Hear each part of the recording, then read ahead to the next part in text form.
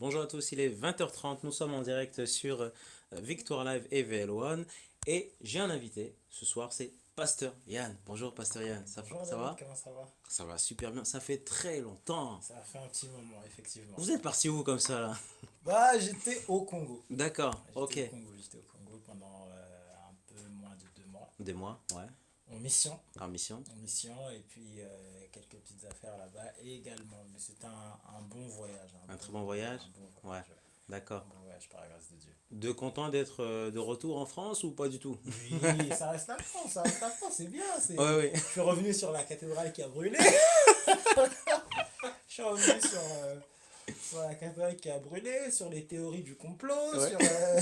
Sur beaucoup de choses quoi. sur Une beaucoup de actualité choses. très chargée. Oui, actualité chargée, sur les gilets jaunes qui ont continué, Ouais, ouais, non, ouais, mais ouais. sinon ça fait toujours plaisir d'être de retour en France. D'accord. Et on est très content de vous recevoir ce soir, pasteur, sur Victoire Live. Je rappelle que vous pouvez donc poser des questions directement au pasteur. Voilà, profitez. Il n'était pas là pendant 2 mois, hein. Donc c'est le moment de bombarder, hein, pasteur, hein.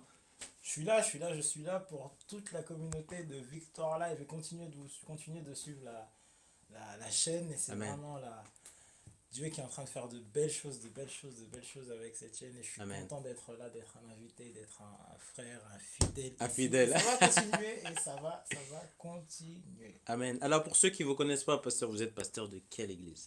Alors, je suis pasteur de l'église Good News, Spirit Embassy Good News France, qui est la branche de l'église donc, de Spirit Embassy Oui. en général. Oui. Et donc, en ce moment, nous sommes à Paris.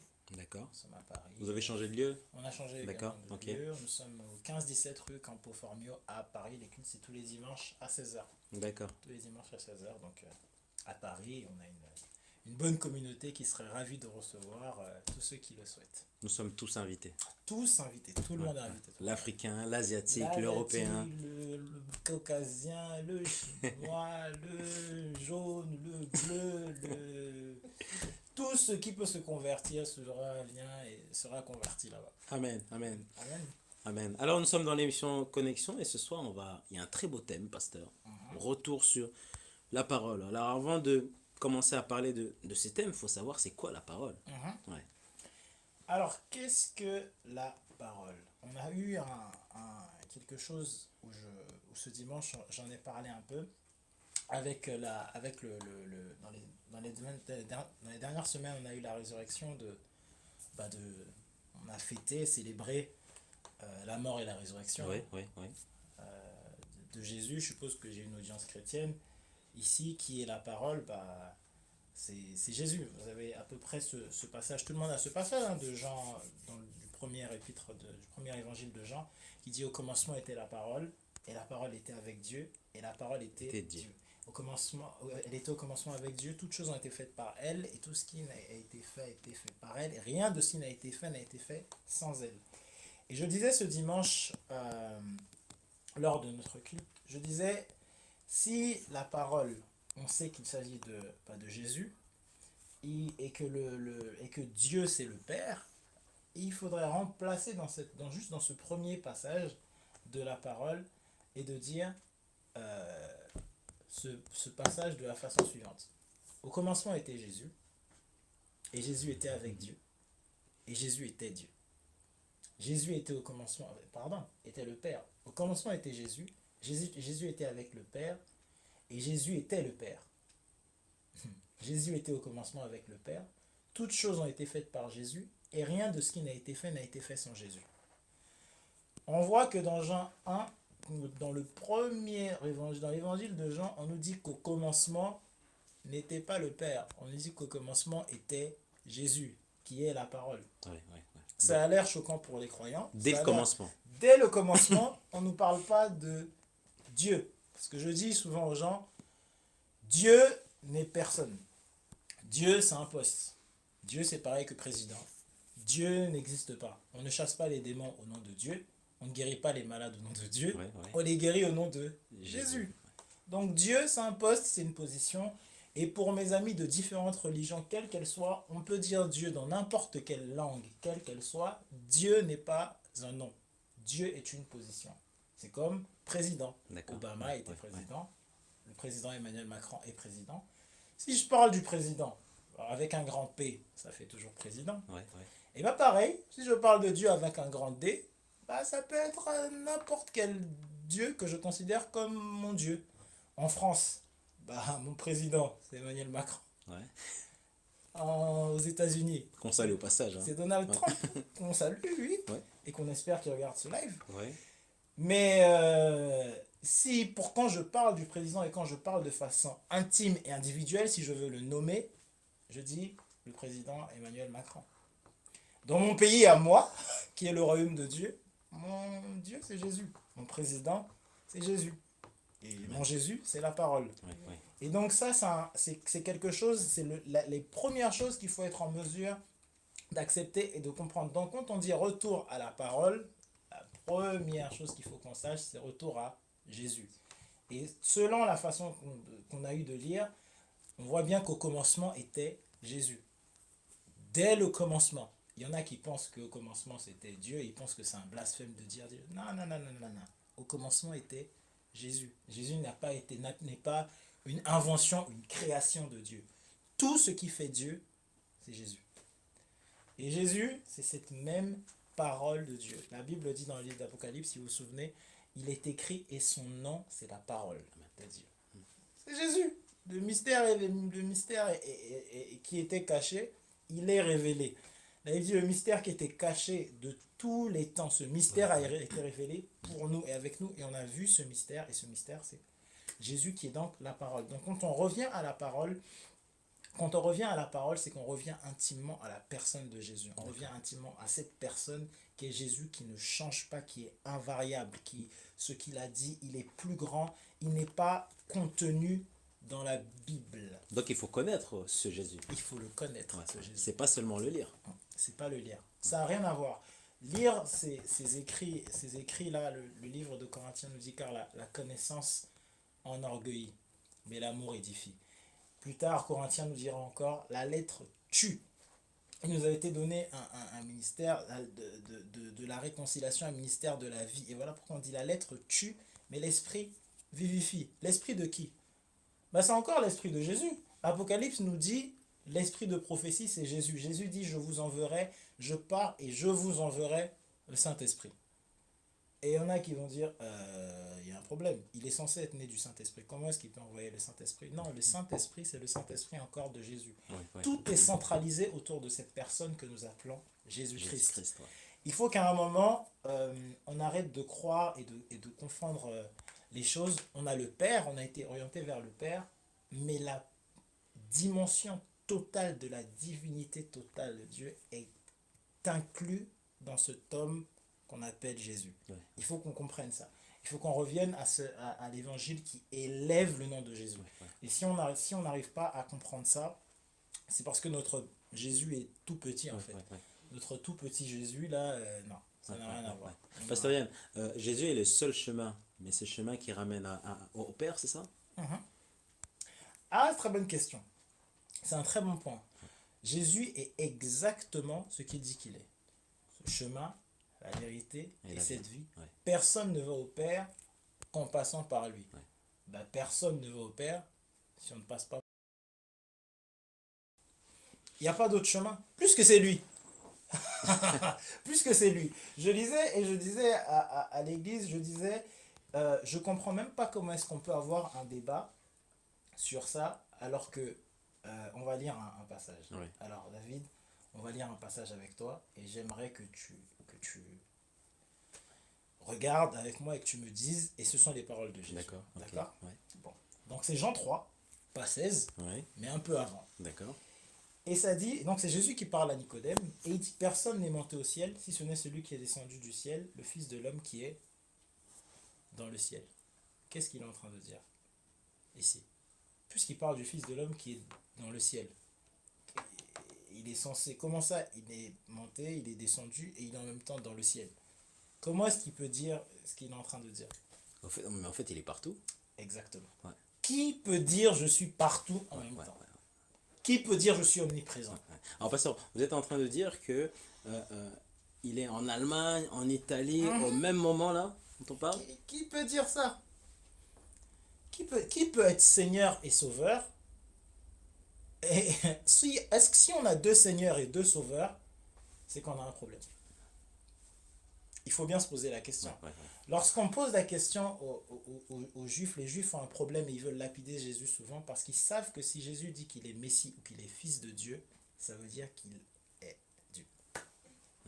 Et on a cette problématique et on a ce problème.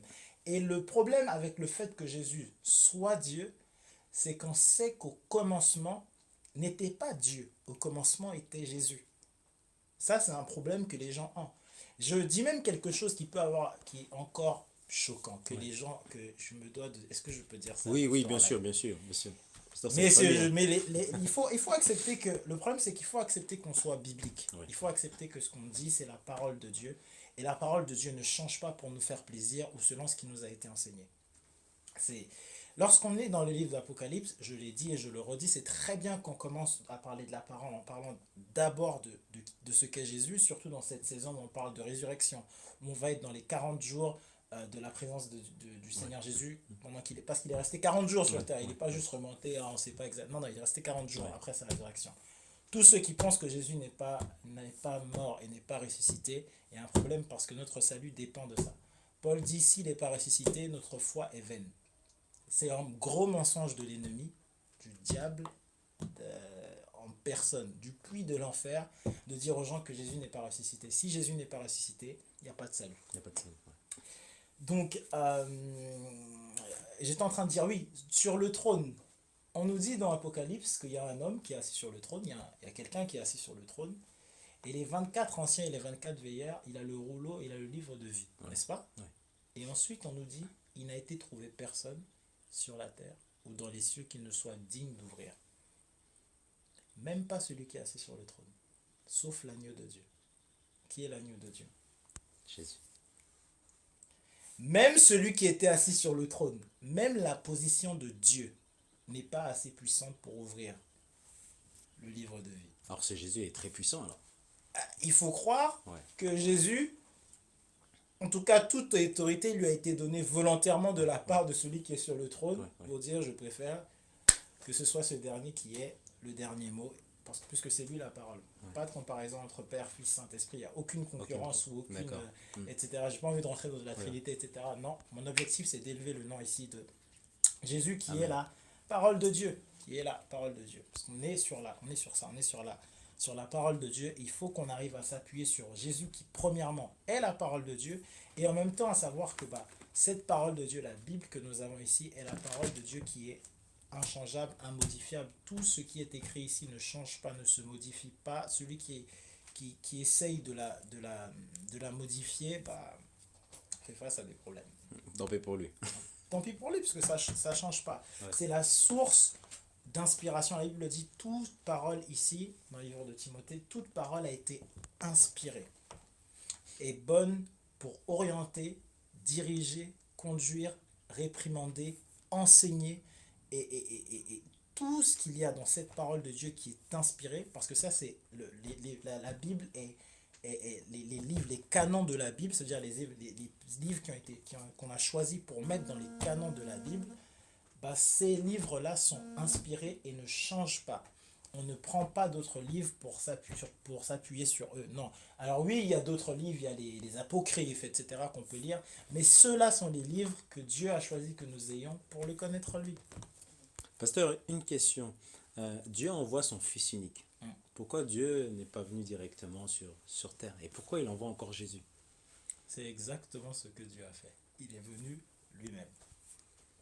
C'est exactement le fait que Jésus soit venu, c'est l'entièreté de Dieu, toute la divinité de Dieu est venue sur terre. La Bible nous dit dans Colossiens que la plénitude de Dieu est contenue en Jésus. Maintenant, la différence ou la chose qui est incompréhensible ou la difficulté de l'homme qu'on a, c'est de se dire, et c'est une question qu'on me pose souvent, notamment mes frères musulmans me posent souvent la question, mais si Jésus était Dieu, qui parlait au moment de son baptême? Qui a parlé? Jésus donne la réponse à Nicodème, celui qui est dans le ciel. Mais il dit, je suis également le Fils de l'homme qui est ici. Quand Jésus dit qu'il est fils de Dieu, il est exactement l'image de Dieu. Au commencement, on voit bien que Dieu l'entièreté de la divinité, de Dieu, qu'on appelle j'aime bien l'expression anglaise qui dit de Godhead, la divinité, l'entièreté, la personne de Dieu, la tête de Dieu. On voit bien que la tête de Dieu est plusieurs. Il dit faisons l'homme à notre image. Faisons l'homme, allons et confondons leur langage.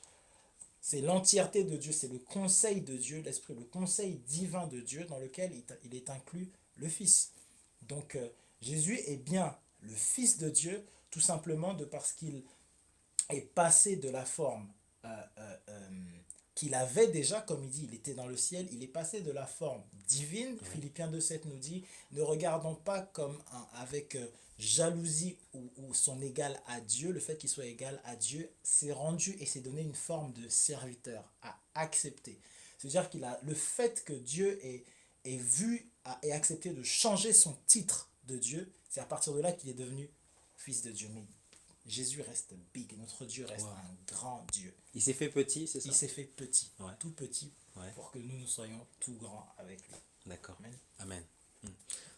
Pasteur, retour sur la parole. Alors déjà, il faut connaître la parole, de quoi elle parle, mais pourquoi retour sur la parole? C'est-à-dire que souvent, est-ce que l'ennemi profite aussi pour nous séparer de cette parole?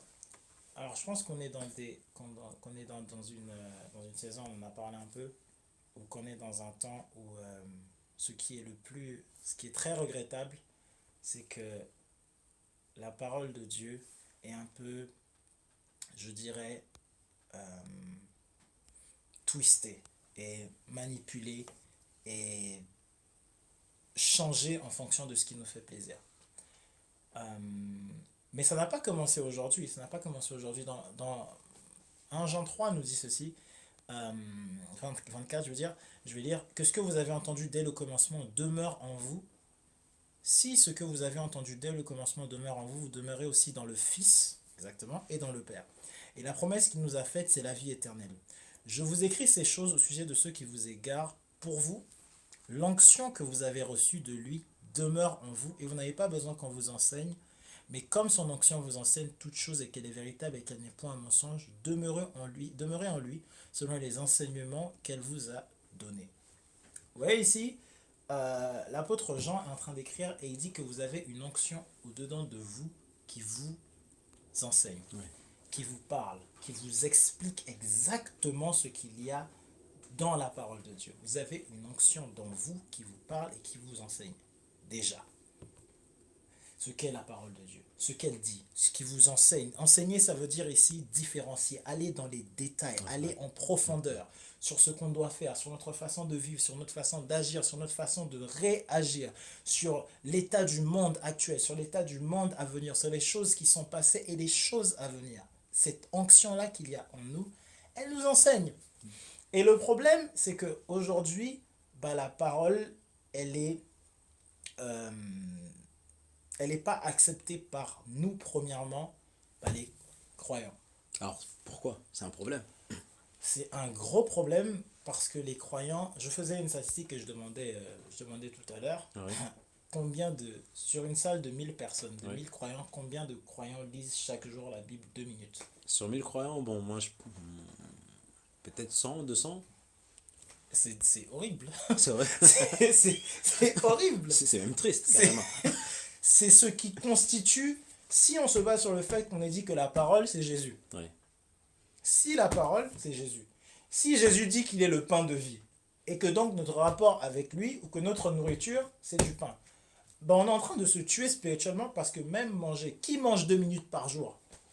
Sincèrement, qui mange 2 minutes par jour? Si le rapport qu'on devrait avoir avec la parole, ça devrait être la même durée qu'on prend dans la journée à manger. C'est le rapport qui nous est donné. C'est le pain de vie et c'est également l'eau. Si vous avez soif, je vous donnerai cette eau. Est-ce que Jésus a donné une goutte d'eau à la Samaritaine? Non, il a parlé avec elle. Parole. Hello. S'il a parlé avec elle, ça veut dire que l'eau et le pain se trouvaient dans la parole. Donc l'eau. Donc il y a des chrétiens qui ont soif et il y a des chrétiens qui souffrent tout simplement parce qu'ils n'ont pas assez de parole en eux.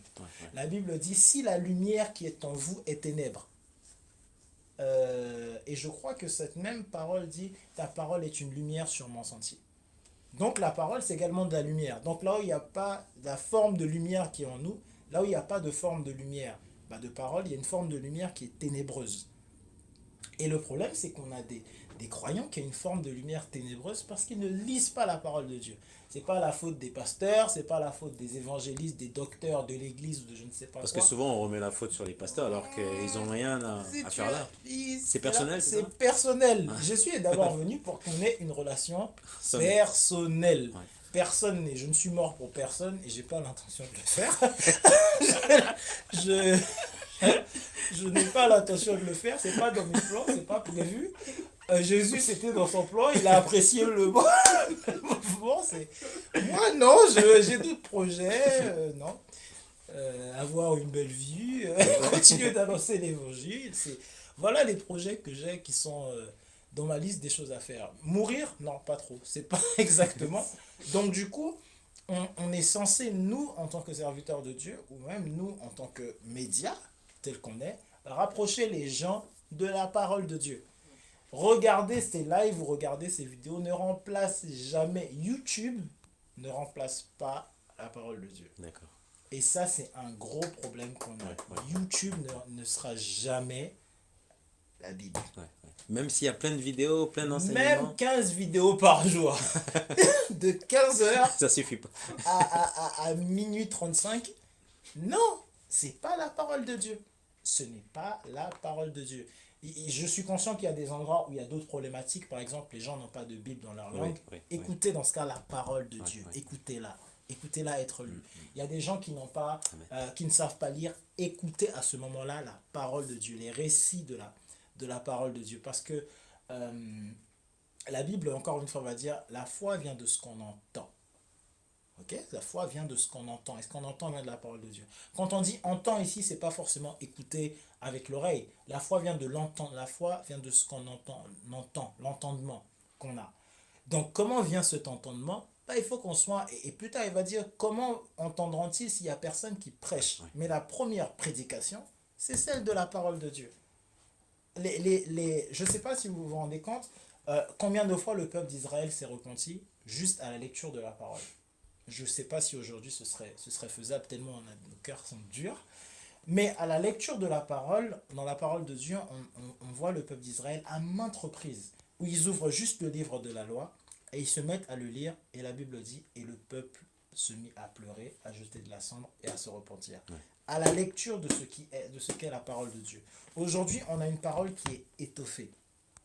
Et à la lecture de cette parole, c'est cette parole qui doit nous transformer. C'est cette parole qui nous change. C'est cette parole qui crée en nous du changement. Moi, je suis fervent croyant du fait que les efforts qu'on fait sont inutiles. En fait, c'est Dieu qui fait le travail en nous. Mais Dieu fait le travail en nous par son esprit qui utilise notre esprit qui lui est nourri par la parole de Dieu. Mais ça, il faut le comprendre, pasteur. Et c'est à travers la parole. C'est à travers la parole. Il n'y a qu'au travers de la parole qu'on sait que notre esprit a une nourriture. Si notre corps physique a une nourriture, notre corps spirituel également se nourrit. Notre corps, notre âme se nourrit également. On se nourrit d'émotions, de bons moments, de connaissances. Notre âme se nourrit de toutes ces choses. Notre corps se nourrit de nourriture. Notre esprit se nourrit de la parole de Dieu. Notre esprit se nourrit de ce qui est spirituel. Et il y a des esprits qui sont morts vivants ou qui sont très mal nourris. Et étant donné que l'esprit de Dieu s'appuie sur ce qu'il trouve dans notre esprit, parce que l'esprit de Dieu s'appuie... comment est-ce que l'esprit de Dieu agit? En s'appuyant sur ce que notre esprit, ou sur ce que nous apprenons, sur ce que nous sommes en train de lire. Notre âme s'affaiblit, entre guillemets, ou notre âme, comment je peux dire ça, obéit à la voix de notre esprit quand notre âme est nourrie par la parole de Dieu. Quand elle change, quand l'intelligence est transformée, quand nos émotions sont transformées par la parole de Dieu. Qu'est-ce qui fait qu'un croyant qui volait auparavant ne va plus voler aujourd'hui? C'est qu'il y a une transformation Il y dans a eu cette l'esprit. transformation Ouais. dans l'esprit et dans l'intelligence. Dans D'accord. son intelligence, il dit, je ne peux plus voler, c'est pas forcément cool de voler, j'ai plus envie de voler. Et bam, il y a ce changement. Est-ce qu'il y a aussi les pensées aussi Exactement, l'intelligence, les pensées, Ouais. les pensées changent. Qu'est-ce Ouais. qui fait qu'on est à Victoire Live? On aurait pu faire autre chose. Ouais. Aujourd'hui, pourquoi on est aurait là? pu jouer au foot, On hein, aurait au pu match de jouer au foot, hein. foot. Vous êtes Non. attaquant en fait, pasteur, Ouais, non? non, j'aime bien numéro 10, etc. Non, c'est vrai, on fait quelque chose, Ouais, tout ouais. simplement parce que notre âme, elle prend du plaisir à faire ça aujourd'hui. D'ailleurs, qu'elle D'accord. prenne du plaisir ou pas, on est là parce que notre esprit domine. Donc, de toute façon, pour qu'il y ait ça, il faut qu'il y ait de la parole en nous. Et on s'appuiera, on continuera de s'appuyer sur la parole. Qu'est-ce qui fait qu'on évangélise? C'est parce qu'on nous a dit, au final, il faut aller annoncer cet évangile. Et je crois que il est temps que les croyants reviennent à la parole. On n'a pas besoin, je suis fervent, j'ai des conférences, je crée des séminaires, je prêche, oui, mais est-ce qu'on a vraiment besoin d'aller 15 dimanches à l'église, faire 56 conférences, pour au final ne pas aimer son voisin? Franchement. Et accuser le pasteur quand on a une vie qui ne ressemble pas à ce que dit la parole de Ça veut Dieu. dire qu'il y a un but, c'est ça? Ouais. Ouais. Il y a Un changement, une il y a un transformation. changement qui doit être effectué. D'accord. Il y a un changement et ce changement passe uniquement, je répète, par la parole Par de la Dieu. parole. Ouais. Sans la parole de Dieu, il n'y aura pas de changement, il n'y aura pas de transformation. On peut faire ce qu'on veut, on peut trouver des coupables partout parce que les chrétiens sont super pour trouver des coupables et des boucs émissaires. C'est pas de leur faute parce que le pasteur n'a pas dit, parce que le patron est comme ça. Parce que non, il y a un moment, il faut qu'on prenne aussi nos responsabilités. Notre vie spirituelle qui régit notre vie sur terre dépend de la façon dont on nourrit notre être spirituel. Alors oui, il y a des enseignements qui vont arriver, mais on nous dit que l'onction nous enseigne. Est-ce que ça veut dire que les ministères dans Éphésiens ne sont plus utiles? Non. Est-ce que ça veut dire qu'il ne faut pas avoir d'église? Non. Est-ce ça veut dire qu'on n'a pas besoin de pasteurs, de tout ce qui va avec, de frères et sœurs, etc. Non. Ça veut juste dire qu'en nous, il y a quelque chose de plus puissant que ça, qui est la source et l'origine même. Parce que souvenez-vous, celui qui est mort pour nous, celui qui est mort pour ceux qui écoutent, celui qui est mort pour moi et pour vous, ça reste Jésus. Jésus. Ouais. Et il veut continuer, et il continue ce rapport-là avec nous par le Saint-Esprit. Et le Saint-Esprit par la parole de Dieu. Amen. Quand Jésus part, il dit, je vous enverrai le Saint-Esprit qui vous donnera et qui vous enseigne. Il vous donnera ce qui est de moi. Il prendra ce qui est de moi et il vous le donnera. Il vous enseignera les choses. Voilà pourquoi il est avantageux pour vous que je m'en aille. Ça veut bien dire que le Saint-Esprit prend la parole et continue la parole qui est celle de Jésus et continue de nous la donner. Et je vais même vous dire, je ne crois pas que la Bible s'arrête aux canons qui sont ici. La Bible continue. Pourquoi? Parce que Jésus dit, il y a encore beaucoup de choses que j'ai à vous dire. Jean 15, il dit, Jean 15, 16, il dit, il y a encore beaucoup de choses que j'ai à vous dire, mais je ne peux pas vous les dire maintenant parce que vous ne pourriez les supporter. Mais le Saint-Esprit, c'est-à-dire que la Bible continue de façon individuelle. Et ça, je sais, ça peut offusquer certains. Pour ceux qui sont trop Bible, il est en train de dire que la Bible, c'est pas forcément Non, Jésus n'est pas contenu dans la Bible. Tout Dieu est contenu dans le secret de la Bible. D'accord. C'est complètement différent. Ça n'a rien à voir. Ça n'a rien à voir. Le secret de Dieu est contenu dans la Bible. Mais tout Dieu n'est pas inclus dans je sais pas, ces 1000 pages qui sont là. Non, ça n'a rien à voir. C'est la gloire des rois de cacher les choses et c'est la gloire des princes de trouver. On peut tout trouver de Dieu, mais l'épître continue. L'histoire continue avec toi, l'histoire continue avec moi, l'histoire continue avec le croyant qui continue de se nourrir de cette base-là. L'histoire continue. Donc la Bible, qui est la parole de Dieu, qui est censée nous transformer, doit être un outil quotidien. Pasteur, il y a déjà une question. Sommes-nous des petits Jésus? C'est une bonne question. Je ne dirais pas qu'on est des petits Jésus. Parce que ce n'est pas biblique. On n'est pas des petits Jésus. On est des grands Christ. Des grands Christ. Voilà. Y a-t-il une différence? Ouais. Il y a une grande différence parce que Jésus, il y en a un. Ouais. Christ, nous sommes tous en Christ. Nous sommes tous cachés en Christ. Christ, qu'est-ce que c'est? Christ, c'est la nature Qu'est-ce que ça veut dire Christ? Ça veut dire Messie. Christ, c'est le Messiah. Que veut dire Messie? Donc C'est le sauveur. le sauveur, Ouais. le roi Ou le oint. Ouais. D'accord? Le sauveur, le roi oint.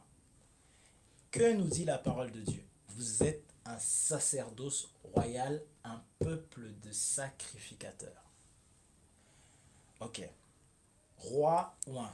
Sacerdoce royal. Si on revient au sacerdoce, qui sont les... La première fois qu'on parle d'onction, c'est quand on parle de quoi? Sacrificateur. C'est ce sacerdoce-là. Donc, les gens, comment on va appeler quelqu'un qui a un sacerdoce royal, donc un roi, qui est oint? C'est des Christ. C'est horrible. Pour certains, ça veut dire, oh, oh, qu'est-ce que ça veut dire? Oui, on est en Christ. Christ est en nous. Nous sommes en Christ et nous avons ce sacerdoce royal. Ça veut dire Messie. On n'est pas le même Messie que Jésus. Attention, parce que Jésus, sa place est unique, imprécédée. Il est le premier né d'entre les morts. Il était là avant le commencement, il sera là après. En fait, il n'y a pas de temps en Jésus parce qu'il est là avant et après, le temps est inclus en lui. Ouais. Il a créé les choses par sa parole et il a appelé à l'existence les choses qui n'existaient pas. Ouais. Il était là avant que les choses existent. Son règne est éternel et en réalité, il est roi non en fonction de ce qu'on veut ou de ce qu'on ne veut pas. Il a appelé les choses à l'existence. Il n'est parti de rien. Il a pris de rien et il a créé des choses qui existent. Ah, c'est pas un petit Jésus, Ah ce ouais, Jésus-là. ouais. Donc ce Jésus dont on parle, nous ne sommes pas ce petit Jésus.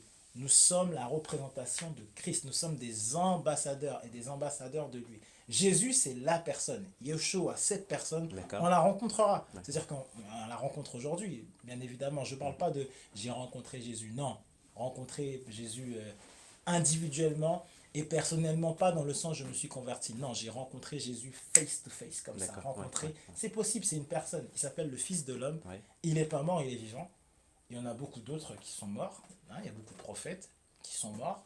On nous parle de beaucoup de personnes, beaucoup de révolutionnaires. Martin Luther King, qui est chrétien, est magnifique. Il est mort. On en a beaucoup comme ça, beaucoup de prophètes très éminents. Bien ce qu'ils ont fait. Ils sont morts. Jésus n'est pas mort. Jésus est vivant. Jésus continue, quoi. Il continue. On peut rencontrer Jésus et ce ne sera pas une rencontre beau, en réalité qui est surnaturelle puisqu'il est vivant. Donc Jésus est vivant, ça n'a rien à voir. Mais oui, nous sommes des Christ, nous sommes chrétiens. Pourquoi on nous appelait chrétiens? Pourquoi on n'est pas des jésuites? Je sais qu'il y a des jésuites, mais on est des chrétiens. Qu'est-ce que ça veut dire? Ça veut bien dire qu'on est en Christ. Nous sommes des frères, pas en Jésus. Nous sommes des frères en Christ. L'Église, c'est l'épouse de Jésus, oui, mais c'est l'épouse de Christ. C'est Christ le rapport. Dieu a choisi que ça se passe en Christ. Christ. Il faut qu'on arrive à comprendre que Christ, c'est pas son nom de famille ou son deuxième prénom. Ou un surnom. C'est pas un surnom. Un pseudo. Non, c'est pas un pseudo sur Internet. Jésus/Christ @gmail.com. Non, il a... non, c'est pas... Ça n'a rien à voir. Non, Christ, ça veut dire le Messie. Le Messie, c'est ce Christ-là. Donc oui, on est des Christ sur cette terre parce qu'on est en Christ. Quand quelqu'un nous rencontre, il rencontre Christ. C'est ce qu'il est censé rencontrer quand il nous rencontre. Rencontrer Christ. Pasteur, il y a une question de Tania qui n'est pas chrétienne et qui dit comment être en relation avec la parole. Est-ce que ça se fait comme ça du jour au lendemain ou est-ce qu'il y a tout un travail de délivrance? Alors déjà, je veux dire ceci, c'est que faut savoir qu'il y a des théologiens ou des gens qui passent des heures à lire la parole et qui comprennent rien. Et qui n'y comprennent rien, qui ont des théories. Je m'en souviens, lorsque je prenais mes cours de théologie, je me souviens qu'un jour, il y a un monsieur qui n'était pas croyant et à qui on a essayé d'expliquer un concept qui était assez compliqué. Et ce monsieur s'est levé et il s'est dit non, c'est impossible. Et il regardait, je dis oh mon gars, le pauvre de toi. Mais la parole est vivante. Le seul problème, c'est qu'elle est vivante pour celui qui est vivant. D'accord. Elle donne la vie. Mais pour la comprendre, il faut accepter que la parole s'ouvre. La parole est vivante, elle est maniable. Elle est en contact avec l'esprit en nous. Et quand l'Esprit de Dieu est en nous, quand on lit la parole de Dieu, est-ce que ça t'arrive des fois de lire le même passage que tu as lu à chaque fois et de te dire, waouh, je l'ai jamais lu comme ça. Ouais. C'est comme si on découvrait quelque chose de nouveau. Et c'est parce que l'Esprit en toi t'a éveillé quelque chose et ça s'appelle une révélation. D'accord. On a un mot pour ça, tout fait chrétien, ça veut dire, on dit c'est une révélation. C'est tout simplement le fait que la parole de Dieu soit vivante et que nous aussi nous ayons le Saint-Esprit qui est vivant. Donc le conseil que je peux donner, bah, c'est premièrement d'accepter Jésus comme Seigneur et Sauveur. Alors accepter, ça veut dire quoi? Ça veut dire reconnaître et confesser et dire je vais témoigner. Je peux témoigner. Moi, comment ça s'est passé? Je croyais déjà en Jésus de façon générale. Je croyais parce que j'ai une famille chrétienne. Bon, même si j'ai eu une époque où je me suis cherché parce que j'ai fait une fac de lettres au début, enfin de littérature anglaise. Et donc je me recherchais énormément. Donc dans cette phase de recherche, j'ai recherché les religions africaines, les religions, une phase musulmane, une phase juive, une phase tout ce qui existe de méditation, etc. C'était l'intérêt. J'étais total. Et puis il y a un moment où je me suis converti un peu par j'ai accepté Christ par choix volontaire beaucoup plus tard, en sachant que c'était déjà le cas, mais je recherchais juste, je ne sais pas pourquoi d'ailleurs, la stupidité je suppose, mais en disant ceci, bah, si vraiment tu es Dieu, parce qu'on m'avait lu Malachie, on avait dit oui, peu importe les dîmes et les offrandes pour voir si je n'ouvre pas pour toi les écluses des cieux. Et moi je me suis dit, bah, dans ce cas je vais mettre un défi à Dieu. Je vais mettre un défi à Dieu, je vais mettre au défi, et mon défi ça va être de voir s'il y a réellement quelque chose en moi qui va changer mon rapport avec lui. Voilà le défi que j'avais fait. Et je me suis avancé, je me souviens, il y a eu un appel, je me suis avancé, j'ai dit, acceptez-vous Jésus-Christ comme Seigneur et Sauveur. Et je dis, bon, bah ok, j'ai déjà fait ça des centaines de fois, mais aujourd'hui, je t'accepte comme Seigneur et Sauveur, mais sauf que cette fois, je te mets au défi de voir si tu vas changer quelque chose d'extraordinaire. Je suis tombé amoureux de la parole de Dieu à ce moment-là. Et ça a juste changé. Je me suis mis à lire la parole de Dieu. Mon premier rapport, ça a été avec la parole de Dieu, en fait. Je me suis mis à dévorer ma Bible. Wow. J'avais une Bible qui m'avait été offerte. Je me suis mis à la dévorer. Ma première Bible, que j'ai toujours gardée, elle est en lambeaux, les pages. Je crois que tout est souligné. Tout est paraffé, tout est en couleur. Mais ce qui s'est passé, c'est que je me suis mis à développer une affection particulière pour la parole de Dieu. C'est une affection pour la parole de Dieu. Je ne sais pas comment ça s'est passé. Et je crois que tout le monde devrait d'abord, je sais ça a l'air étrange, mais il faut d'abord accepter l'amour de Dieu. Parce qu'au final, Jésus est mort pour ça. Et il est venu sur terre pour qu'on ait un rapport avec le Père. Pour qu'on ait ce rapport avec le Père. Et la parole de Dieu, la Bible telle qu'elle, en fait, elle nous raconte juste cette histoire pour qu'on ait ce boost de foi, d'accepter. Et une fois qu'on a le booster, le Saint-Esprit, c'est le super booster. Une fois qu'il est en nous, il prend le contrôle. Et croyez-moi, quand on a une rencontre avec Dieu, quelquefois, on ne sait pas pourquoi on continue et on continue. Parce qu'il y a des choses qui se passent dans nos vies où on a envie d'arrêter. Mais je suis convaincu que toi et beaucoup de gens qui regardent et qui vont regarder se disent, mais qu'est-ce qui fait que je continue d'être croyant? J'aurais pu arrêter. Et c'est là qu'on se rend compte que, en fait, c'est le booster. Il y a quelque chose en moi qui ne me laisse pas partir. Et la Bible dit, le Saint-Esprit, vous avez été scellés par l'Esprit de Dieu. Du coup, tu ne peux pas partir. T'es cadenassé, attaché, personne ne les retire de ma main, dit Jésus. Et tu ne sais pas pourquoi il y a quelque chose en toi qui te dit que c'est juste ça, tu dois continuer avec ça. Et donc, mon premier conseil, c'est d'accepter Jésus comme Seigneur et Sauveur. Comment? Tu peux juste te dire avec moi, Seigneur Jésus, je t'accepte comme Seigneur et Sauveur. Viens et transforme ma vie. Amen. Juste ça? C'est fini. Pas besoin de prier pendant 40 jours? Non, pas besoin de jeûner 40 jours, pas besoin de... Non, ça y est. Et ensuite, aller et lire la parole de Dieu, trouver une communauté. Pourquoi trouver une communauté et trouver une communauté? Je sais qu'on explique ça de différentes façons, parce qu'on ne chute pas, etc., parce qu'on apprend, etc. Mais écoutez ceci.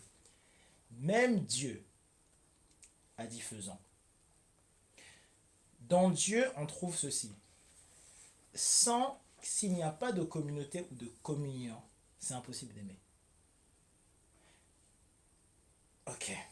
Comment je peux dire ça sans offusquer les gens? Bon, entre parenthèses, nous sommes en direct sur Victoire Live. Il est 21h05. Vraiment. Je vais dire quelque chose, s'il vous plaît, écoutez.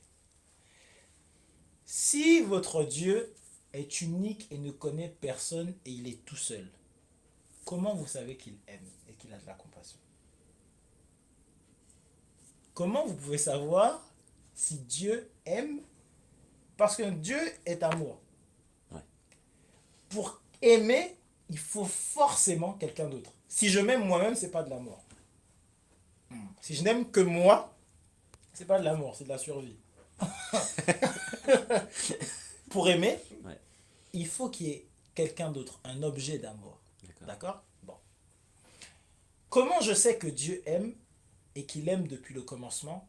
C'est parce que je sais. Vous vous souvenez de Jean, de ce qu'on a lu?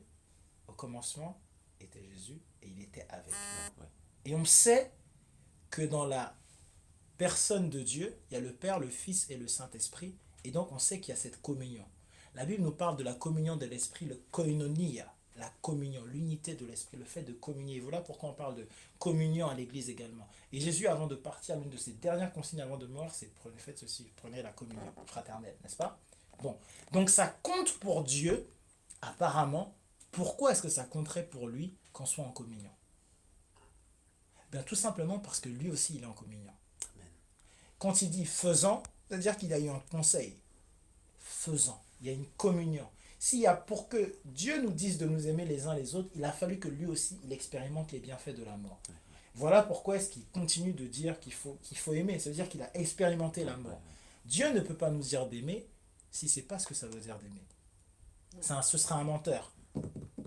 Alléluia. Alléluia. Ce sera un menteur. Amen. Si Dieu nous dit d'aimer et qu'il n'aime pas, et le problème c'est qu'il ne peut pas que nous dire d'aimer et il n'aime que nous. Ouais.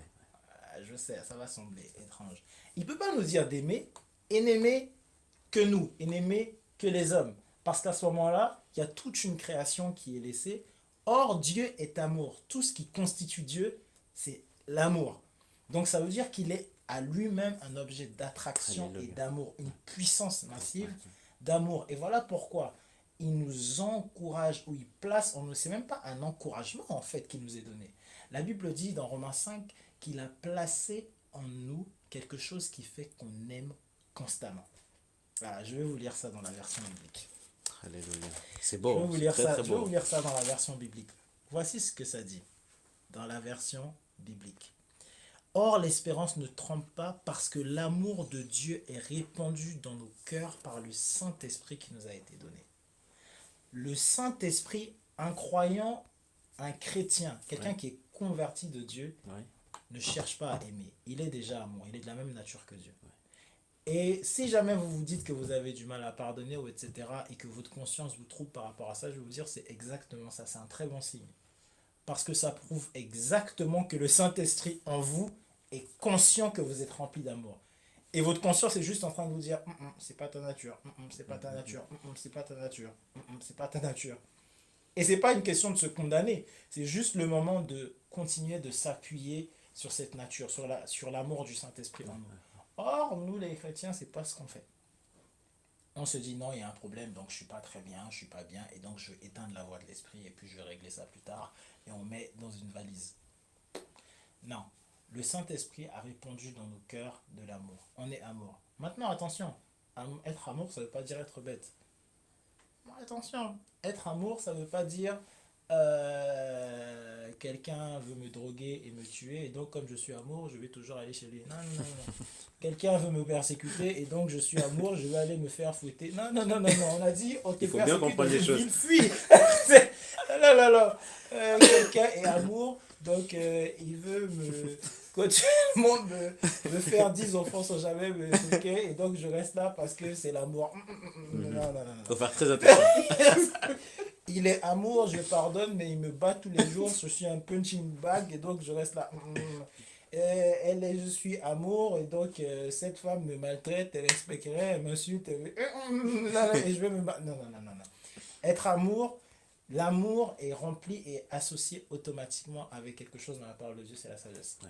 Elle dit la sagesse crie sur les toits. Et la sagesse, c'est qui? C'est Jésus encore. Jésus. Donc il n'a jamais... Qu'est-ce qui fait que Jésus n'apparaît pas à tous les chrétiens? Mais il sait que s'il apparaît à certains, il vous aime. Hein. S'il apparaît à certains, c'est fini. Vous allez faire des lives bizarres sur, sur comment est-ce que vous... Donc, l'amour ne veut pas dire, et Jésus est très pratiquant de ça, Ouais, ouais. est-ce qu'il vous donne tout ce que vous voulez? Toutes vos prières? Non, moi j'ai des prières qui sont pas là, mais il est amour. Il est amour. Il Il sait nous aime quand même. il nous aime Ouais. quand même, mais il sait que ça, si je donne ça, il est pas prêt. Il est pas prêt. Il est pas prêt. Il sait. Donc ça veut dire que ça continue à être de l'amour. Donc dans l'amour, il faut impérativement de la sagesse. Mais un croyant est rempli d'amour. Amen, Un amen. croyant est constamment... Et la nature de Dieu, c'est l'amour. Et pareil dans la conversion, s'il n'y a pas ce premier amour, ou si on ne tombe pas amoureux de Jésus, le ciel n'est pour personne d'autre. L'entrée du ciel n'est garantie que par le fait une chose, ceux qui aiment Jésus. Amen, amen. Voilà ceux qui seront au ciel. Parce que le royaume est donné à qui? À Jésus. Ouais, ouais, C'est la maison de son Père. ouais. L'entrée au ciel. Et là, je veux dire quelque chose qui peut-être nous réunit, en tout cas avec les musulmans, même s'ils le savent ou ils ne le savent pas. Ils considèrent Jésus comme étant le Messie. Les musulmans considèrent Issa, Jésus. Donc déjà, c'est bien.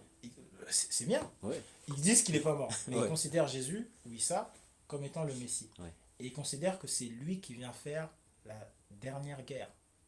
Ça veut dire que c'est lui le roi. C'est le Messie. Messie, ça veut dire roi 1. Chez eux aussi. Ouais, ouais. C'est écrit dans le Coran. Le roi 1 qui vient faire la guerre et qui juge, c'est écrit noir sur blanc, qui juge, c'est Jésus. Donc, je préfère être en bon terme avec le dernier général qui va faire la guerre et qui me dit si Ah, je c'est suis mieux, là. il vaut mieux que je sois en bon terme avec lui.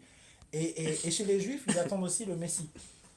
Pour eux, c'est pas Jésus-Christ, mais ma foi, ils attendent le Messie. Donc, on est tous convaincus d'une chose, Ouais. ce Messie-là, il vaut mieux être en bon terme avec lui. Parce que ce Messie, c'est Dieu. Et nous, on sait qu'on l'a trouvé, tout simplement parce que l'histoire est régie par Jésus. Ouais. Nous sommes en l'an 2000 et quelques après Jésus. Quel est ce personnage qui a autant changé l'humanité que Jésus-Christ? Tout le monde s'approprie Jésus-Christ. Soyons sérieux. Tout le monde s'approprie Jésus-Christ. Pour d'autres, il est prophète, d'autres, il est maître de l'univers, d'autres, il est un grand sacrificateur, d'autres, c'est un grand magicien. Il a des idées intéressantes. Pour d'autres, il est...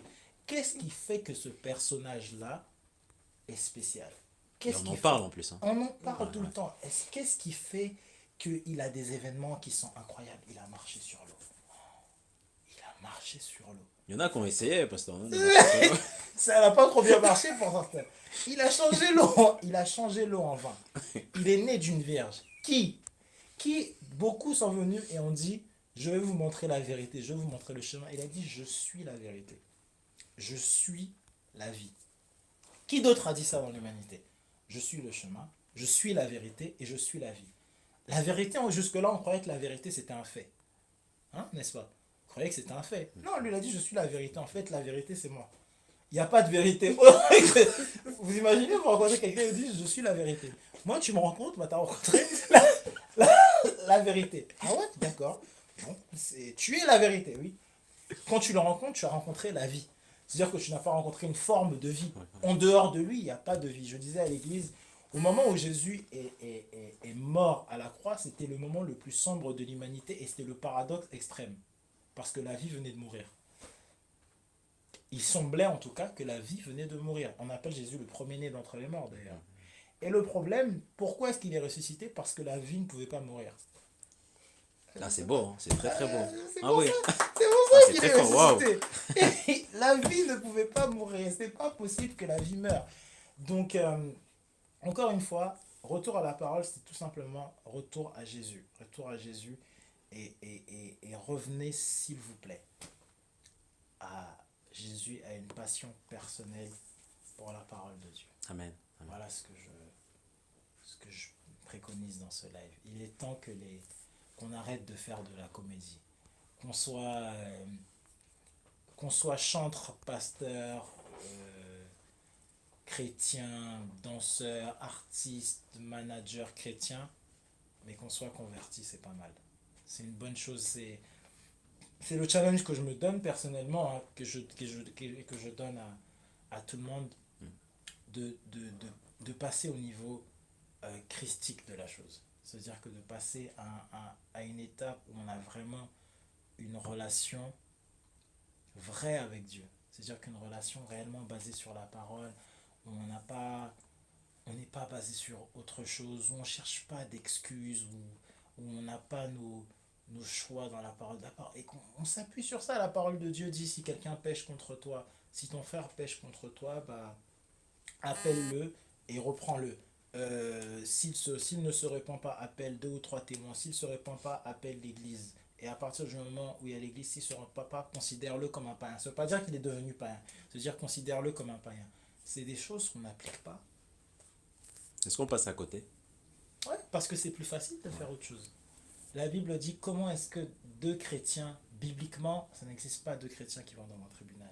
Et récemment, il y a un épisode où Dieu me l'a rappelé, 2 chrétiens qui vont dans un tribunal, c'est qu'il y en a un des deux qui n'est pas chrétien. Ouais, ouais. C'est clair. C'est réel. 2 chrétiens règlent leurs choses au sein de la maison de Dieu, basée sur la constitution divine qu'est la parole de Dieu. Si ça arrive au niveau du tribunal, c'est qu'il y en a un des deux qui a le cœur dur, ou l'un des deux qui n'est pas chrétien. Est-ce que l'ennemi s'est infiltré en tant qu'étiquette chrétienne? Alors ça, c'est intéressant parce que je repensais, c'est une très bonne question David, je repensais ces jours-ci à une parabole de Jésus qui est la parabole du vrai et de l'ivraie. Et pendant que je me posais la question, je me disais, mais Seigneur, pourquoi tu n'interviens pas dans ça? Pourquoi tu n'interviens pas dans ça? Pourquoi tu n'interviens pas dans ça? Et Jésus nous a donné cette parabole du vrai et il dit, le malin est venu et a semé de l'ivraie. Ouais, ouais. Et les serviteurs disent, allons et coupons. Et le maître dit, non, non, non, non, laisse pousser les deux. Laisse pousser le vrai et laisse pousser l'ivraie. Quand les deux vont pousser, au moment de récolter, on récoltera le vrai et on mettra l'ivraie au feu.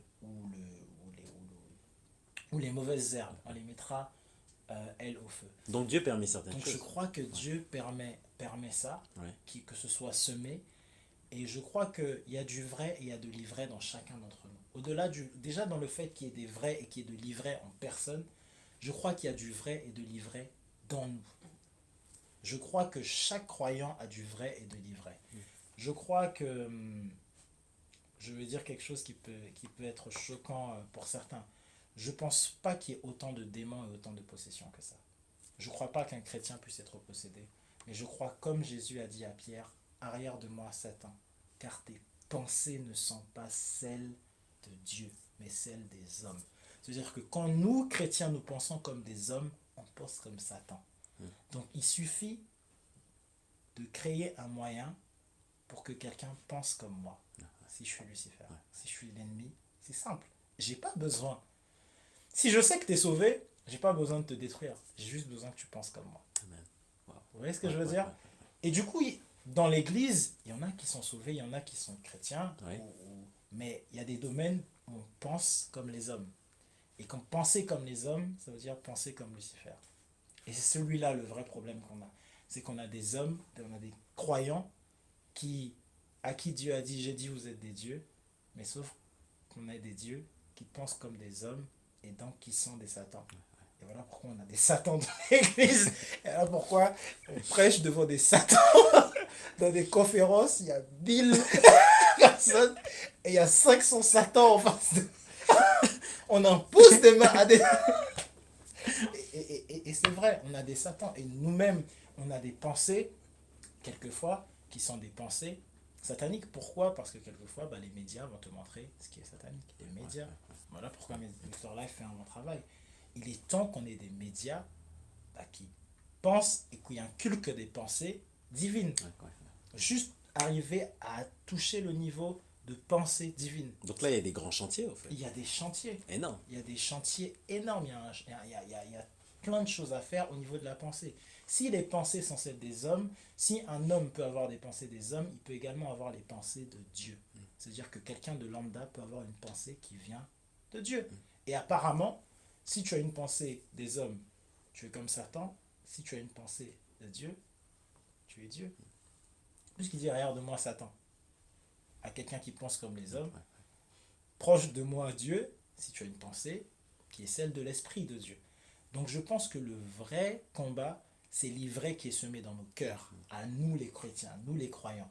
et à tous, il faut qu'on arrive à se regarder. Moi qui prêche, les pasteurs qui prêchent, les prophètes, tout ce qu'on veut, nous qui sommes là dehors, il y a de l'ivraie qui est semé. Et cet ivraie vient d'où? De nos familles, de notre éducation, de l'école, du travail, de notre quotidien, des blessures de la vie, de nos déceptions, de ce par quoi on est passé, de nos propres expériences. Il y a de l'ivraie. Il y a de l'ivraie. Quelqu'un qui espérait dans des relations amoureuses, qui a été déçu, il y a de l'ivraie qui est semé parce que ça change l'idée qu'on a des relations amoureuses. Quelqu'un qui est trahi en amitié, il y a de l'ivraie qui est semé parce que maintenant, il y avait le vrai de la relation amicale, maintenant il y a l'ivraie. Quelqu'un qui est trahi au travail, qui est maltraité, il y avait le vrai de la relation avec Dieu et il y a l'ivraie qui va pousser. Maintenant, il faut être comme le bon semeur ou celui qui récolte pour récolter le vrai et brûler l'ivraie. Et c'est un travail qu'on a à faire quotidiennement, le vrai et l'ivraie dans nos cœurs. Personne peut le faire pour nous, le maître de la moisson, c'est aussi nous. Choisir de récolter le vrai. Mais je crois que c'est un travail que Dieu veut que nous fassions, puisqu'il dit on nous dit dans le livre de Galates, il y a une lutte constante entre la chair et l'esprit. Et je crois qu'il y a l'ivraie et le vrai et l'ivraie en nous. La réalité, c'est que les démons et les anges sont aussi en nous. Il y a des démons, c'est pas un démon, c'est en nous. C'est le vrai et l'ivraie, c'est en nous. Ouais. C'est ce combat qu'il y a en nous. Les gens qui tombent et qui sautent partout, il y a des possessions. Je crois aux possessions, je crois en la délivrance. Qu'on ne se trompe pas. Je ne crois pas qu'un chrétien puisse être possédé, mais je crois en la délivrance. Je crois qu'il y a des gens qui sont délivrés. Mais la délivrance vient d'abord à partir du moment où il y a la lumière en nous, où notre ignorance est confrontée, à partir du moment où les démons n'ont plus de place en nous, où on prend la responsabilité pour nos gestes, pour nos actes, pour nos actions, on prend nos responsabilités. J'étais en train de te dire tout à l'heure, pendant qu'on parlait, je crois qu'il y a des gens, les gens que Dieu a préférés dans la Bible, c'est des gens qui ont été vrais avec lui. Quelqu'un comme David, il a dit, ouais, j'aime bien Bathsheba, j'ai tué son mari, mais je veux avoir mon gosse. Je veux avoir mon gosse, et c'est quand même toi que je vais prier. Il a été vrai. Quelqu'un comme Caïn, il venait de tuer son père, il a dit, bah écoute Dieu, je veux pas qu'on me tue, s'il te plaît. Il a été vrai. Et Dieu lui a dit, celui qui te tue, il sera foutu. Vous voyez ce que je veux dire? Il y a des gens qui ont été vrais. Moïse, il a écrit toute une table de la loi pour dire celui qui épouse une étrangère, c'est fini pour lui. Et juste après, il descend et il épouse une étrangère. Ah, bah, bravo. Ouais, je veux dire. Mais je crois que ces gens-là, ils ont été vrais. C'est-à-dire qu'ils ont accepté que, ah bah ça, pour moi, je suis faible. C'est le cas. Je suis au moins vrai dans ce domaine-là avec Dieu. Bah Seigneur, fais ton travail. Nous, dans l'église, il n'y a pas ça. On est dans nos églises, on n'a que des gens qui prient, on n'a que des gens qui chantent, on n'a que des gens qui sont forts, on n'a que des gens qui sont bien, on n'a que des gens intelligents. J'étais en train de dire, ils sont passés où les gens qui viennent à l'église et qui pleurent parce qu'ils aimeraient prier plus? Il n'y en a plus. Ils aimeraient lire la Bible plus. Il n'y en a plus trop de ces gens-là. Ils veulent prêcher plus. Ils veulent plus de micros, plus de francs, plus se montrer. Voilà, plus de miracles, plus de Dieu, mais ça ne veut pas dire plus de prière, ça ne veut pas dire plus de lecture, ça ne veut pas dire plus de jeûne. Voilà ce qu'on veut aujourd'hui. On veut ce qui fait l'intimité. On ne veut pas ça. On n'a pas besoin de ça. On veut l'ivraie en fait. Et du coup, cet ivraie, bah, continue de pousser, continue de grandir. Et dans chacun d'entre nous, qui que tu sois sur cette terre, tant que tu es humain sur cette terre, je suis désolé de te l'apprendre, il y aura une lutte entre la chair et l'esprit. Je ne sais pas quel que soit le niveau où tu vas atteindre. J'ai lu sur les pères du désert, j'ai lu, j'ai fini, j'ai été en contact, je suis en contact avec des serviteurs de Dieu. Hein. Il y a des histoires qui sont sombres. Moi-même, je suis serviteur de Dieu. Je croyais qu'aujourd'hui, j'allais atteindre ça. Non, je suis toujours humain. Non, je croyais que, je croyais que j'allais plus voir les choses d'une certaine façon. Je croyais que je pleurerais plus. Je croyais que je serais tout fort. Je croyais que je connaîtrais toute la vérité, qu'à chaque fois je prendrais les bonnes décisions. Je croyais que je serais sage dans tous les domaines. Et non, ça veut pas dire ça. Mais est-ce que je prophétise? Oui. Est-ce que je suis sage jusqu'à certaines dimensions? Oui. Est-ce que je prêche de façon énorme? Oui. Est-ce que j'ai la révélation de Dieu? Oui, je fais tout ça. Mais est-ce que ça veut dire que je suis illimité, que j'ai atteint la perfection? Non, je suis en en perfectionnement. Et je crois qu'il faut qu'on accepte ça, qu'on prenne ça avec acceptation en fait. Et qu'on se dise, c'est pas parfait, mais je veux aller de l'avant. Je veux me perfectionner en fait. À partir du moment où on l'accepte pas, bah, on juge, même on juge les autres. On est dans du jugement à fond. On n'est pas dans la parole de Dieu. La parole de Dieu va dire ne jugez pas, mais on est dans du jugement à fond. On est dans du jugement des autres foi. On est dans du jugement. Je parle des autres foi, des autres religions, selon la parole de Dieu et selon ce qui est dit. Ceux qui croient dedans, hein, tant mieux pour eux, ils sont à l'aise dedans, tant mieux. Moi, je crois que c'est pas ça la vérité et je le dis ouvertement. Tu es ce que tu veux, tu es musulman, juif, athée, bouddhiste, tu es libre de croire dans ce que tu veux. Tu aimes fumer, boire, te droguer, whatever, tu es libre de faire ce que tu veux. Moi, je crois que la parole de Dieu n'est pas pour ça et que pour ton bien, chaque homme a besoin d'une communion avec le Père. Amen, C'est ce que amen. Jésus est venu restaurer. Amen. Je crois en ça. Ouais, ouais. Maintenant, de là, moi, à définir ce que chacun est, non, chacun d'entre nous se définit tel qu'il est. Et Jésus n'est pas venu faire ça de toute façon. Vous imaginez le nombre de personnes devant lesquelles, vous savez, dans Acte 3, on parle du paralytique qui est devant le temple depuis 28 ans. Vous voyez Acte 28 3? ans, c'est énorme. 28 ans. Ouais. Vous réalisez que Jésus est passé tout le temps là? Je ne sais pas si vous réalisez. C'est Pierre et Jean qui le guérissent, mais Jésus passait tous les jours. Tous les jours, il passait devant ce même paralytique et il le regardait. Et Jésus savait. Et il aurait, puisqu'il est là 28 ans, Ouais. c'était du temps de Jésus. Ouais, ouais. Il rentrait dans son temple tranquillement. À la piscine de Bethsaïda, qu'est-ce qui se passe? Et il y a tout plein de gens qui cherchent à rentrer dans l'eau. Et il regarde une personne et il va le voir. Il dit, mais pourquoi tu ne rentres pas dans l'eau? Vous voyez ce que je veux dire? Donc il y a un moment où il y a des choses qui font partie du chemin de vie de certains aussi. Si tu rencontres Moïse à 39 ans ou à 40 ans, tu te dis, waouh, quelle perte. Tu le rencontres à 80 ans, 85 ans, bah c'est le leader d'Israël. Tu rencontres David, tout petit, bah c'est un berger qui est en train de se battre avec des lions. Tu le rencontres plus tard, c'est celui qui a tué Goliath, le roi d'Israël. Vous voyez ce que je veux dire? Il y a aussi cette partie ou cette étape de vie où on n'arrive pas à se dire quelquefois, bah, dans la vie de certaines personnes, ils sont dans une étape. Et c'est pour ça que nous aussi, on doit être le plus tolérant possible. Parce que peut-être que je suis en train de rencontrer Saul qui est sur le chemin. Je n'ai pas encore rencontré Paul. Je suis en train de rencontrer Saul. Et je dois vivre avec le fait que bah, Saul, il est dans son parcours. Nous, notre travail, c'est vraiment éviter tout jugement. Éviter au max. C'est pas facile et c'est pas évident. Mais je suis arrivé à la conclusion qu'il y a des chrétiens qui font ceci. Alors, pour l'instant, le pasteur boit. Hein, donc, nous sommes en direct sur Victoire Live. Si vous avez des questions, n'hésitez pas à vous rendre directement sur le site. Voilà. De Victoire Live, n'hésitez pas. Je crois qu'il y a des chrétiens qui regrettent le fait d'être chrétiens. Ah oui. Ouais. Et du coup, ils en veulent à certains et ce qui transforme ça en jugement. Mais c'est très dangereux là. Non? Ouais. C'est-à-dire que je crois qu'il y a des gens, vu la profondeur et la haine et l'aversion qu'ils ont pour les boîtes de nuit, je me demande s'ils ne veulent pas eux-mêmes aller en boîte de nuit au final, mais qui trouvent juste un moyen détourné de le dire. Le combat, c'est pas contre les boîtes de nuit. Yo. Est-ce que je veux dire? Je crois qu'il y a une aversion telle que les chrétiens sont en mode on a la haine. Les chrétiens sont en pleine lutte. Vous savez, il y a une sœur à qui j'ai dit, une sœur qui m'a dit, qui m'a dit, qui était en pleine lutte avec les musiques du monde. Elle était en lutte avec les musiques du monde. Elle a écrit des trucs, ceux qui écoutent les musiques du monde sont possédés par l'esprit de Satan qui, voilà. Et je dis, salut, excuse-moi, est-ce que tu regardes la télé? Oui, d'accord. Est-ce que tu vas au cinéma? Oui, d'accord.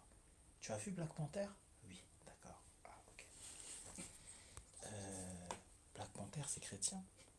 Non. D'accord. Mais pourquoi tu as regardé Black Panther? Pour savoir ce qui se passe dans le monde. Alors, entre celui qui écoute et celui qui écoute, regarde. est dans l'endroit où tout le monde écoute et regarde. Qui est pire? Franchement. Est-ce que tous les livres que vous lisez, et je dis d'accord, tous les livres que tu lis à l'école sont chrétiens? Non, mais ça n'a rien à voir, c'est pas pareil. Ah, c'est pas de la musique. Toi, tu écoutes, tu lis, tu médites, tu imagines l'histoire ou la science. Vous voyez ce que je veux dire? Je pense qu'on a Donc tout ça, ça travaille. Tout ça, ça travaille. Ouais. Un film. Ouais. Les chrétiennes à fond sur les novellas. Netflix. J'ai rien contre Netflix ou whatever. Je ne leur fais pas de pub. Mais The Voice.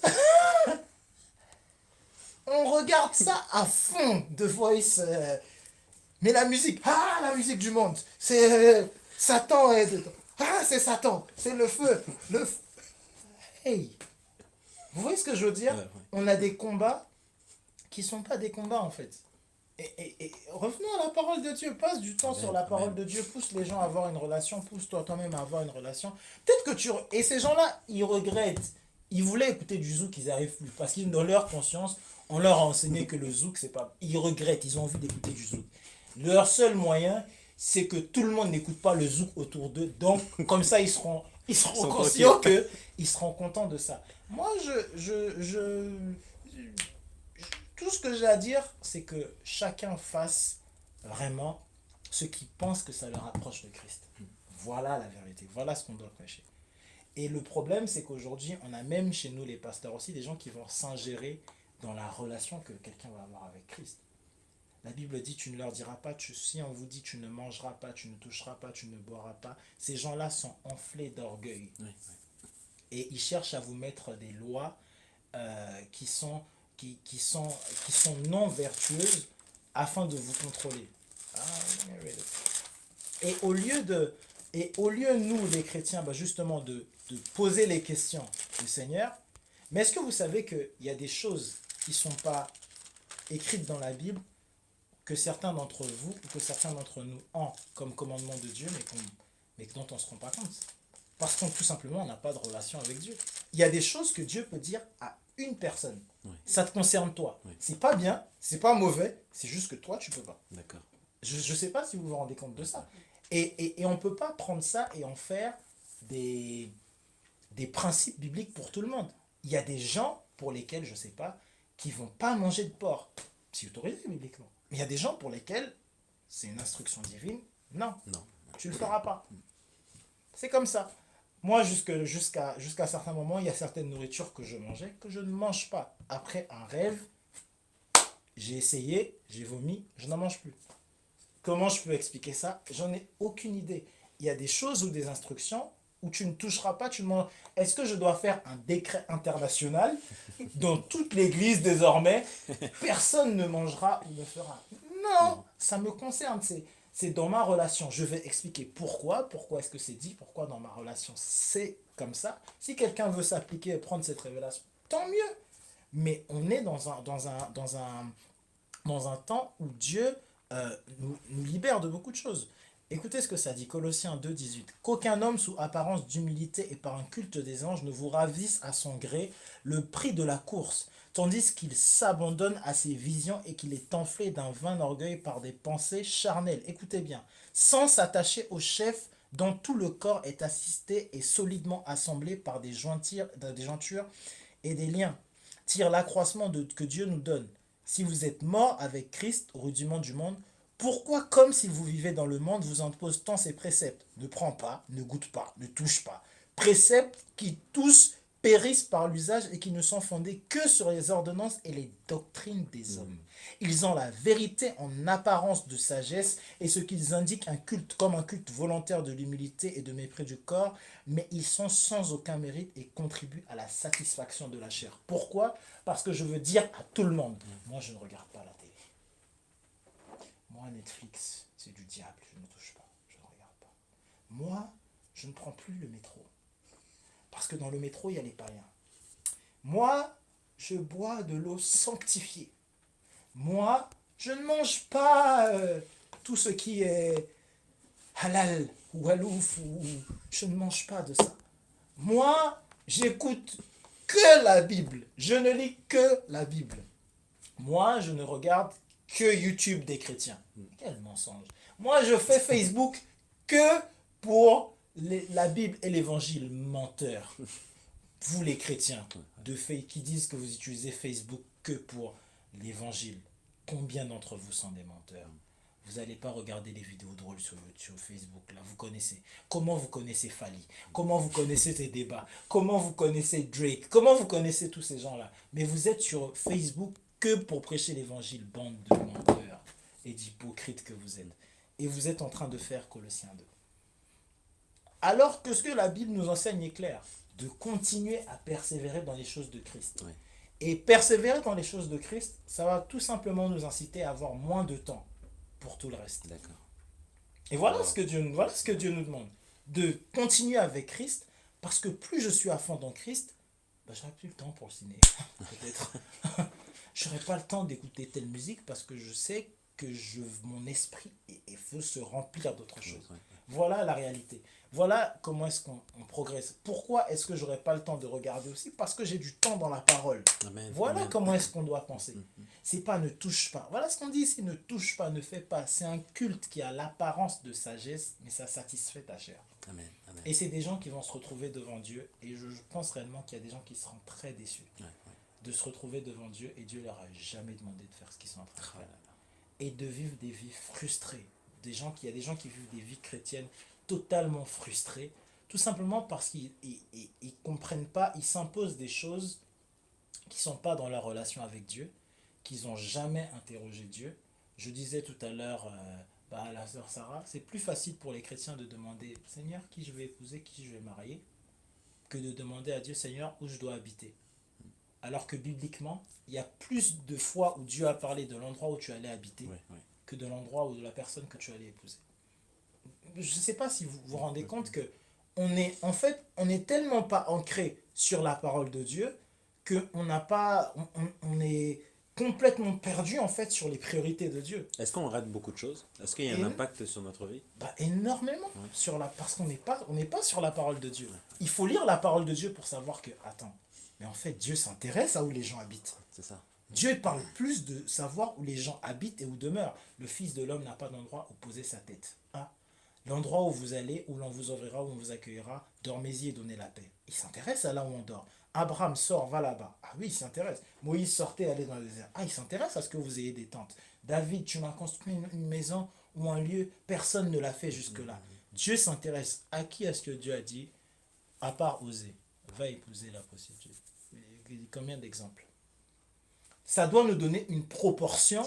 En fait, c'est-à-dire que Dieu s'intéresse plus à ça que à ça. Donc je dois peut-être passer plus de temps dans ça. Mais comme on n'est pas réellement dans la parole, par exemple, on s'intéresse à ce qui va être secondaire. Et c'est la faute aussi des pasteurs ou des hommes de Dieu ou qui vont faire des lois ou qui vont déconseiller et qui vont profiter aussi de la faiblesse des convertis d'une certaine façon. Je me souviens, il y a une sœur qui venait à l'église et qui était allée voir un pasteur qui lui avait dit « Ta délivrance va prendre 6 mois. » Donc, il faut que tu sois à l'église tous les dimanches et que tu serves tous les dimanches. C'est grave ça. Pendant 6 mois. Ça existe. Il y a beaucoup de pasteurs qui le font. C'est anti-biblique.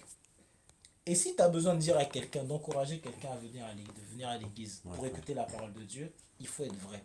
Et lui dire, il faut que tu écoutes la parole de Dieu. Et effectivement, dans la parole de Dieu, plus tu vas écouter et plus tu vas être fort pour maintenir ta guérison et maintenir quel que soit ce que tu veux, parce que la parole de Dieu est une nécessité pour toi. Il faut le dire la vérité, mais je ne veux pas dire que non, ta délivrance sera effective après dans 8 mois, et pendant ce temps tu dois servir parce que plus tu sais. Je crois qu'il y a des endroits où on est protégé et caché de Dieu. Je crois en ça. Mais ça c'est du chantage. C'est purement du chantage. Il y a des gens qui vont demander, qui vont dire, ah pasteur, donc demain je dois faire quoi parce que j'ai un rendez-vous. Les pasteurs ne sont pas des béquilles spirituelles. Et du coup, en nous donnant ce pouvoir, c'est facile, vous vous faites arnaquer. Vous avez exactement ce que vous voulez. Et c'est pas de la faute des pasteurs s'il y a des il y a différents types de choses. Non, c'est pas de la faute aussi, c'est aussi les gens qui ne vont pas dans la parole de Dieu et qui donc vont s'appuyer sur des hommes. Bah, quand tu es un homme, que tu as des factures à payer et que quelqu'un vient te poser un problème, une offrande, ça ne dérange pas. Même si l'offrande est biblique, il est biblique, il est biblique qu'à chaque fois qu'on s'approche d'un prophète, on a avec une offrande. C'est biblique. Saul dit, Saül, le roi d'Israël, dit, ah, je vais aller vers le prophète, peut-on s'approcher du prophète sans offrande? Ils y vont avec une offrande. C'est biblique de savoir que quand on s'approche d'un homme de Dieu, pour poser une question, on va apporter une offrande. Mais le problème, c'est le cœur. Dans notre alliance, ce qui est donné, c'est le cœur de la personne quand elle apporte cette offrande. Et le cœur de l'homme de Dieu n'est pas sur l'offrande. Alors bien évidemment, si ton cœur n'est jamais porté sur la parole de Dieu, tu ne peux pas le savoir qu'il y a des offrandes que tu donnes volontairement, premièrement. Oui. Parce que tu ne le sais pas, tu ne lis pas la parole de Dieu. Deuxièmement, tu ne sais même pas que peut-être que la parole de Dieu répond à ta question. Ton homme de Dieu sait que tu n'as pas lu et que tu n'es pas dans la parole de Dieu et qu'il a aussi des problèmes. Mais il va te taxer une offrande. Donc du coup, on a trois situations qui font que la parole de Dieu, elle est mise à part et on s'éloigne de Dieu. Ouais. Mais et on va accuser la vie, ou on va accuser Dieu, et après on va dire oui, j'avais fait, mais ça n'a pas marché, c'est un escroc l'homme de Dieu. Non, toi tu es escroc. Tu es escroc toi-même. Tu es escroc de Jésus, tu ne lis pas la parole de Dieu. Même 5 minutes par jour, tu ne passes pas dans la parole de Dieu. Aujourd'hui, vous avez l'application Bible. Vous avez tous l'application Bible, vous avez tous la 4G. L'application Bible, elle vous donne le nombre de jours où vous vous connectez. Tu peux juste décider de faire un ratio et de regarder dans une application Bible. Il y en a chaque jour, c'est le premier jour où tu ouvres l'application Bible. Et tu peux ouvrir la Bible papier, je n'étais pas fan de ça, mais au moins ça te donne un temps de te dire, quand tu as 256 jours, au moins tu sais que tu as ouvert ton application Bible, même si c'est 30 secondes, 256 jours. Et c'est encourageant. Et c'est une très bonne chose que ce soit le cas, je vous encourage, faites-le, faites-le. Amen. Faites-le sur la parole de Dieu. Faites-le. Pasteur, il nous reste 3 minutes. Est-ce que vous avez d'autres choses à ajouter? Alors, il y a des non-chrétiens aussi qui nous écoutent sur la radio. Ils sont très, très, très attentifs à ce live. Quel message pouvez-vous leur dire? Je dirais que Jésus souhaite avoir une relation personnelle avec eux. Et en même temps, qu'il souhaite avoir une relation personnelle avec eux, il accorde une importance à la communion entre nous, qu'il accorde une importance au fait d'écouter et d'être enseigné, que notre vie est différente parce qu'on a le Dieu de la vie éternelle en fait. Amen. Et les choses de ce monde au final, elles vont finir par passer. J'encourage tout le monde, bien sûr, à être un vainqueur ici sur terre, parce qu'au final, on est appelé ici à être, à dominer et à régner, et c'est vrai et c'est réel. Mais la mentalité du vainqueur et du dominant et de celui qui règne, c'est également de savoir, comme dit le livre d'Hébreux, Abraham était un pèlerin sur la terre.